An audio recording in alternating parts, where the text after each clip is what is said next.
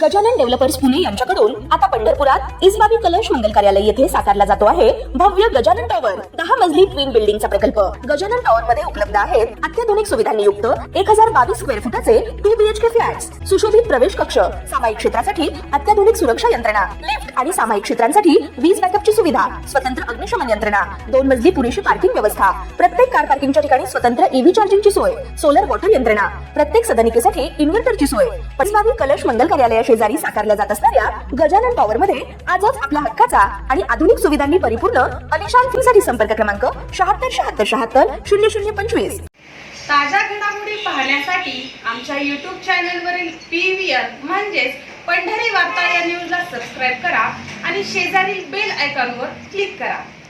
पंढरपुरात अनेक वर्ष बंद अवस्थेत असलेल्या राजमाता जिजामाता उद्यानाचे उद्घाटन दिवसभर घडलेल्या अनेक वादावादीच्या घटनांनंतर तसेच विरोधानंतर पार पडले असून आमदार समाधान अवताडे आणि माजी आमदार प्रशांत परिचारक यांच्या हस्ते हे उद्घाटन पार पडले। यावेळी उपनगराध्यक्ष महादेव धोत्रे यांच्यासह भाजप आघाडीचे सर्व नगरसेवक तसेच भाजपचे माजी नगरसेवक, भाजपचे विविध पदाधिकारी तसेच समर्थक मोठ्या संख्येने उपस्थित होते। या उद्घाटन सोहळ्यात बोलताना पहा काय म्हणाले। राजमाता राष्ट्रमाता जिजामाताच्या उद्यानाच्या या लोकार्पण सोहळ्याच्या निमित्तानं आज या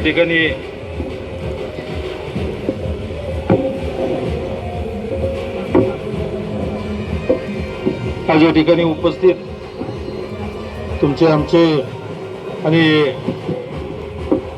सोलापूर जिल्ह्यात स्टँडच काढते सोलापूर जिल्ह्याचे नेते आदरणीय प्रशांत मालक परिचारक साहेब, त्या ठिकाणी उपस्थित पंढरपूर नगरपालिकेचे उपनगराध्यक्ष आमचे महादेवजी धोत्रे, उपस्थित सर्व त्या ठिकाणी असलेले आमचे सर्व नगरसेवक, वेळेअभावी नाव न घेता उपस्थित सर्व नगरसेवक, व्यासपीठावरचे उपस्थित आमचे अर्बन बँकेचे चेअरमन सतीजी मुळे साहेब, गणेश भाऊ, आमचे राफाशेठ, सर्व मान्यवर, उपस्थित सर्व तरुण मंडळी, उपस्थित बंधू भगिनी आणि पत्रकार मित्र, आज राष्ट्रमाता जिजामाता उद्यानाचं लोकार्पण सोहळा या निमित्तानं होत असताना खरं म्हणजे हा लोकार्पण सोहळा जवळजवळ या जिजामाता उद्यानला 4,19,00,000 रुपयाचा निधी, हा मागचा निधी जवळजवळ 3,84,00,000 रुपये विखे पाटील ज्या वेळेला पालकमंत्री होते त्यावेळेला या निमित्तानं आपल्याला त्या दिलेला होता। 9,92,000 आपल्या विहिरीचं पुनर्जीवनीकरण व्हावं म्हणून असाही निधी दिला होता। 24.68 हा जिजामाता बागेमध्ये स्वच्छ सर्वेक्षण बक्षीस रकमेतून या निमित्तानं 24.68 असे 4,19,00,000 रुपये त्या उद्यानाला दिलेले आहेत आणि वंडर पार्क म्हणून 2 कोटीचं याच्यामधलं काम झालेलंच नाही अजून। परंतु आज आपण जर बघितलं बरीचशी कामं ही चालू स्थितीत आहेत। ही कामं चालू असताना जवळजवळ आज आपण बघितलं की पाठीमागच्या जिजामाता उद्यानमध्ये पाऊस जर पडला तर पिंडरी एवढं गोटे एवढं पाणी हे आपल्याला या पाण्यातून इथून प्रवास करावा लागायचा। परंतु अशा वेळेला या ठिकाणी बाहेरचा भाग हा चढाचा झाला आणि हा लवण झालं होतं, त्यामुळं या भागामध्ये सुद्धा काय 3 फूट 2 फूट 5 फुटापर्यंत भराई करून या निमित्तानं इथं विकसित करण्याचं उद्यानाचं काम या निमित्तानं केलेलं आहे आणि नक्कीच यामधली बरीचशी कामं अजून जरी अर्धवट असतील, ही कामं काही दिवसांमध्ये आपण ती पूर्ण करतोय आणि ही पूर्ण करत असताना आज हा लोकार्पण सोहळा ठेवण्यामागं एकच उद्देश याच्यामध्ये होता की बऱ्याचशा ज्येष्ठ लोकांचा, इथल्या पंढरपुरातल्या आपल्या शहरातल्या नागरिकांचा मलाही फोन आला, प्रशांत मालकांनाही फोन आला की तुम्ही हे उद्यान आतापर्यंत एवढ्या वर्षी उद्यान बंद आहे, तुम्ही काही करून ते उद्यान खुलं करा। तशाही पद्धतीत जरी बऱ्यापैकी आम्ही बघितलंय म्हणते की थोडंफार काम जरी राहिलं असेल तर नागरिकांच्या बऱ्याचशा मागण्या मला आणि प्रशांत मालकांना आम्हाला दोघांना येत होत्या. त्यामुळं आम्ही मागच्या आठवड्यात निर्णय घेतला होता की बाबा उद्घाटनाची तारीख कधी करायची. मग आपले वाळुजकर साहेब, नगरसेवक सर्वजण या निमित्तानं बघत असताना आम्ही म्हणतो आम्ही 8 दिवसानं करू, 8-10 दिवसानं करायचं, अशा पद्धतीनं प्रशांत मालकांनी सांगितलं. परंतु या ठिकाणी लोकांचा रेटा आमच्या मागे जसा होता तसा आता नगरसेवकांच्या पाठीमागेही भरपूर प्रमाणात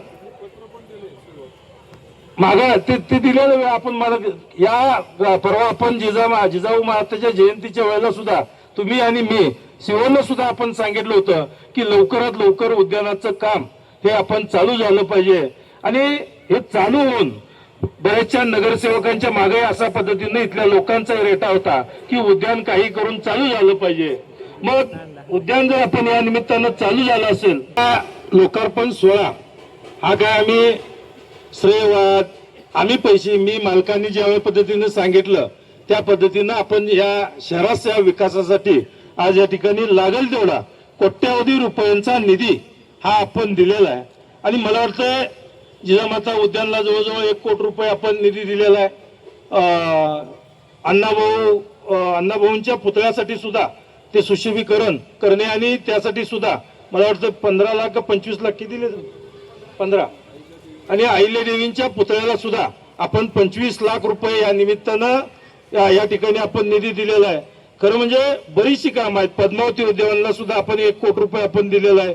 शिवाय या निमित्तानं पंढरपूर शहरातील एमआय तलाव परिसरातील पंढरपूर नगर परिषद प्रस्ताव बुद्धभूमी यासाठी सुद्धा आपण त्या निमित्तानं 20 लाख रुपये दिलेले आहेत. तर असे अनेक विकास कामांना या ठिकाणी लागेल तेवढा निधी, आणि अजून सुद्धा या निमित्तानं जर निधी लागत असेल, मी आणि प्रशांत मालक नक्कीच ह्या शहराच्या विकासासाठी लागेल तेवढा आम्ही निधी आणू. आम्हाला दोघांनाही कुठलाही श्रेयवाद नको आहे, कुठलाही युक्तिवाद नको आहे, आणि फक्त या पंढरपुराचा विकास झाला पाहिजे. हे पंढरपूर कुठंतरी टक्केवारीच्या विळख्यात न अडकता, हे पंढरपूर या ठिकाणी श्रेयवादाच्या कुठंतरी विळख्यात हे न अडकता या ठिकाणी या पंढरपूर शहराचा विकास झाला पाहिजे. आम्ही काय उद्घाटन कोणी, तुम्ही जरी आलास तर तुमच्या हस्ते आम्ही केलं असतं. असं काय एवढं हे नव्हता, एवढं पोलीस स्टेशन पर्यंत जायचं, एवढं ह्याच्यापर्यंत जाणं हे त्यांच्या पदाला, त्यांच्या याला खरं साजेस नाही आहे असं मला वाटतं. म्हणजे एवढा खरं म्हणजे आगस्ताळेपणा म्हणायचा शब्द जरा थोडा हे होतं. आगस्ताळेपणा म्हणजे गांभीर्य, हे याचा अर्थ तसा आहे. तर हे योग्य नाही आहे. तर हे आपल्याला या निमित्तानं शहराचा जर विकास करायचा असेल तर आम्ही कायम आपल्याला सांगत आलोय, पायात पाय घालण्यापेक्षा आपण हातात हात घालून विकासाचं राजकारण केलं पाहिजे, एवढं आपल्याला या निमित्तानं सांगू इच्छितो.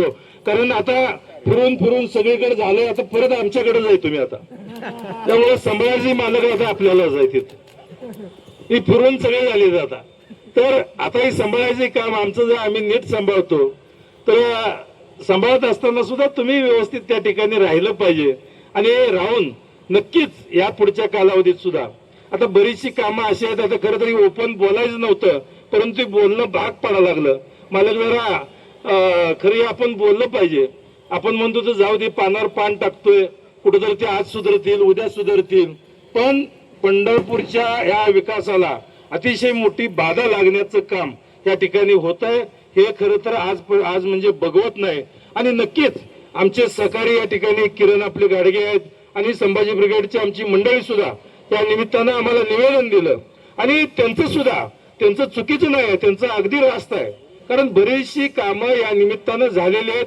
काही जरी निकृष्ट झाले असतील तर कॉन्ट्रॅक्टरची गय केली जाणार नाही. परत त्याच्याकडून आपण दुरुस्त करून घेऊ आणि चांगल्या पद्धतीनं काम आपण या निमित्तानं करून घेऊ, एवढं आपल्याला या निमित्तानं मी आश्वस्त करतो. आणि या पुढच्या कालावधीत नक्कीच पंढरपूरच्या विकासासाठी सर्व आमचे नगरसेवक, लोकप्रतिनिधी, प्रशांत मालक आम्ही त्या विकासासाठी अतिशय चांगल्या पद्धतीनं सज्ज आहे. जेवढा निधी लागेल तेवढा निधी देण्याचं काम या पुढच्या कालावधीमध्ये आपण करू, एवढं आपल्याला या निमित्तानं